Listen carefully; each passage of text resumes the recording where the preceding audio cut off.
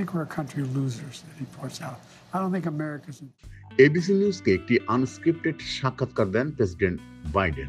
সেখানে তিনি বলেন, যদি সর্বশক্তিমান ঈশ্বর আমার সামনে এসে আমাকে প্রার্থিতা প্রত্যাহারের আদেশ দেন তাহলেই আমি তা করতে পারি। উইসকনসিনে ডেমোক্রেটিক পার্টির ভোটারদের একটি মিছিল সমাবেশে যোগ দেন বাইডেন। সে সময় কর্মসূচির অবসরে মার্কিন মিডিয়া এবিসিকে এই সাক্ষাৎকার দেন তিনি।